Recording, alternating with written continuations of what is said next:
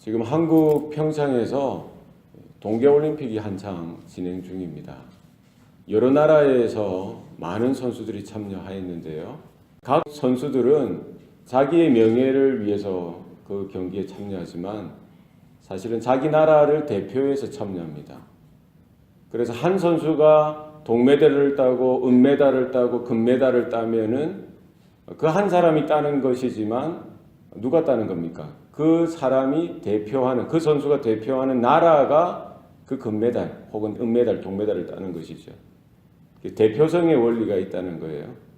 그 한 사람은 그 나라를 대표해서 그 자격을 가지고 그 올림픽이라는 대회에 참여하여서 그 선수가 이기면은 그 나라가 이기는 것이고 그 선수가 지면은 그 나라가 지는 것이 되는 겁니다.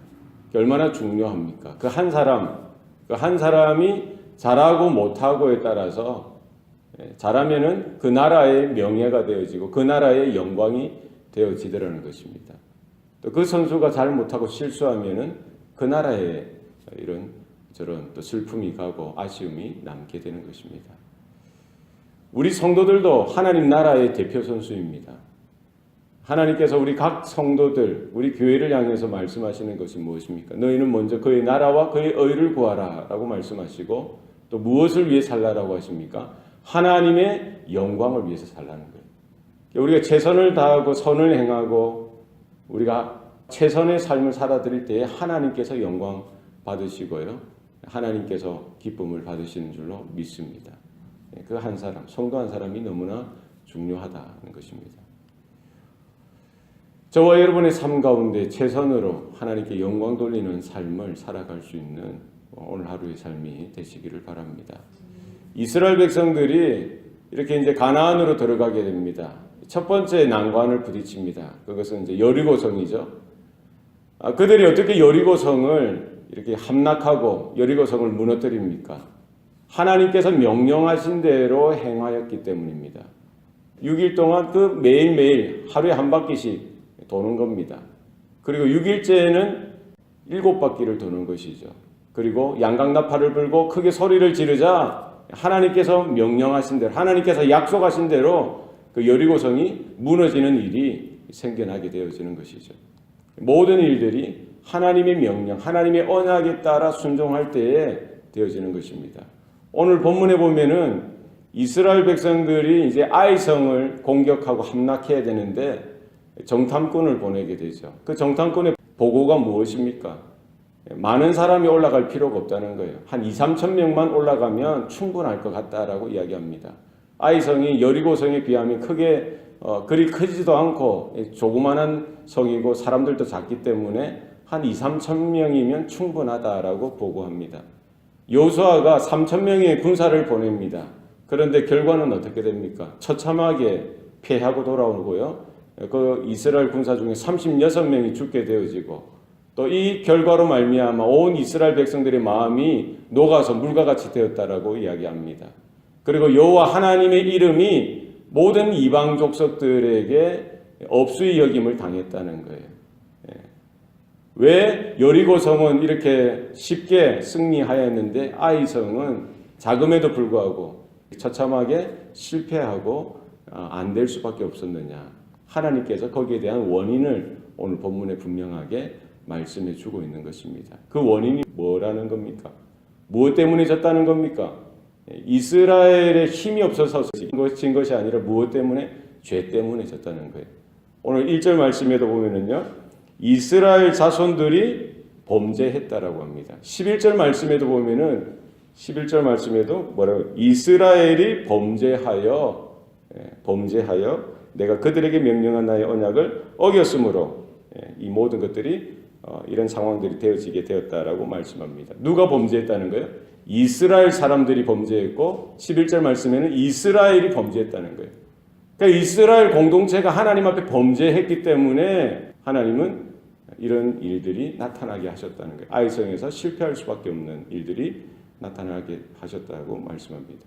그런데 이 제비를 뽑도록 하시죠. 하나님께서 여호수아로 하여금 이스라엘 그 지파들이 모여서 제비를 뽑게 하십니다. 그 죄가 누구 때문이냐는 거예요. 제비를 하나하나 뽑아가다 보니까 마지막에 남겨진 사람이 누굽니까? 아간이라는 사람. 아간이라는 사람이 죄를 범한 겁니다. 아간이라는 사람이 욕심이 있어서, 탐심이 있어서 외투 한 벌, 값비싼 외투 한 벌과 200세겔의 은, 그리고 50세겔 무게가 나가는 금덩어리 하나를 훔쳐가지고 그걸 하나님께 드려야 되는데 그것을 훔쳐가지고 자기 장막 땅 속에 파묻어 놓았던 것입니다. 그것을 누가 하십니까? 하나님이 하시는 거예요. 오늘 성경에 주시는 말씀이 뭡니까? 아간 한 사람이 범죄하였지만 하나님이 보실 때에 그것을 누구의 죄로 보시는 거예요? 이스라엘 공동체 모두의 죄로 보시는 거예요. 아간 한 사람이 죄를 범하였지만 하나님께서 보실 때는 이스라엘의 범죄로, 그 한 사람이 아니라 이스라엘 전체가 하나님 앞에 범죄한 것으로 보셨다는 것입니다. 그것은 뭡니까? 거룩해야 될 이스라엘 모두가 하나님께 드려지고 하나님께 순종하고 하나님께 붙들려지고 하나님께 나아가야 되는데 그 한 사람이라도 죄를 범하면은 이스라엘 모두가 범죄한 것을 하나님께서 보시는 겁니다. 왜 그렇습니까? 이스라엘 백성이 언약 백성이고 그 한 사람이라도 하나님은 하나님의 소유요 하나님의 백성으로 여기시고 붙들어 주신다는 것입니다. 우리의 교회도 마찬가지입니다. 한 사람, 나 한 사람 뭐 잘못해도 상관없겠지. 나 한 사람 뭐 하나님 말씀 제대로 순종 안 해도 상관없겠지. 나 한 사람 죄 지어도 상관없겠지. 하나님은 그렇게 보시지 않는 거예요.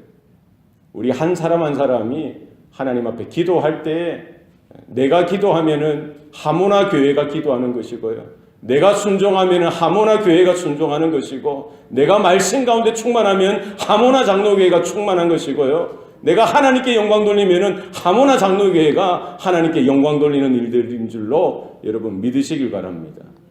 내가 실패하고 내가 죄짓고 내가 잘못하면은 하모나 장로교회가 하나님 앞에서 잘못하는 것이 되는 것이더라는 거예요. 여러분 내가 중요합니다. 나 한 사람이 중요합니다. 우리 가정에서도 마찬가지예요. 나 한 사람이 중요해요.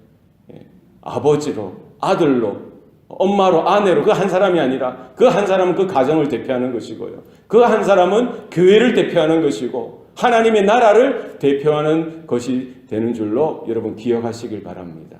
내가 잘하는 것, 내가 최선을 다해서 살아가는 것, 내가 헌신하고 희생하고 내가 성실하게 믿음으로 살아가는 것, 그것으로 말미암아 하나님께서 영광 받으시고 하나님께서 기뻐하시고 하나님의 나라를 대표하는 일들이 우리 성도들 한 사람 한 사람의 삶 가운데 분명하게 나타난다는 사실을 우리는 기억해야 될 줄로 여러분 믿으시길 바랍니다. 중요하다는 거예요. 아간한 사람이 아니라 그 한 사람의 그 잘못, 그 죄로 말미암아 결국은 그 죄의 영향력들이 그 지파와 이스라엘 온 공동체 가운데 그 죄의 그런 영향력이 쉽게 퍼져나가게 되어지는 것이고요. 결국 그 한 부분이 썩어지면 사과가 한 기퉁이가 썩어지면 씨가 문제이지 결국 그 사과 전체가 썩게 되어져 있는 겁니다. 냉장고에도 마찬가지죠. 그 음식 하나가 썩어지면 부패하면 모든 것이 썩게 되어지는 거예요. 어떻게 되면 도려내야 되는 거예요. 잘라내야 되는 겁니다. 우리가 순전한 것, 온전한 것이 뭡니까? 우리 모든 몸이 건강해야 되는 거예요. 손가락 하나, 발가락 하나 썩어 문드러져도 상관없겠지가 아니라 우리 온몸이 건강한 것이 건강한 겁니다. 몸 중에 한 부분이라도 아프면은요, 그건 건강한 게 아니죠. 그렇습니다. 우리 온 성도가, 온 교회가, 온 지체들이, 온 하나님의 아들이 하나님 앞에 온전해지고 거룩해지고 믿음으로 순종하고 말씀 가운데, 언약 가운데 서야 될 줄로 우리는 기억해야 합니다. 또 오늘 본문에서 주시는 메시지가 뭡니까? 여리고성은 승리하였습니다. 그러나 아이성에서는 실패했다는 거예요. 여리고성에 승리했다고 해서 자동적으로 아이성에 성공하는 것이 아닙니다. 우리가 과거에 성공적인 삶을 살았다고 해서 오늘 뭐 그냥 자동적으로 성공한다 그거 아니에요. 우리가 중요한 것은 하나님의 말씀에 순종하였기 때문에 여리고성의 승리를 하나님께서 허락하셨듯이 아이성도 마찬가지예요. 아무리 작고 아무리 초라하고 우리 눈에는 별 볼 일 없는 것 같지만 거기에서도 하나님의 언약이 동일하게 적용되어진다는 거예요. 무엇입니까? 하나님께 순종해야죠. 하나님께 순종해야 됩니다.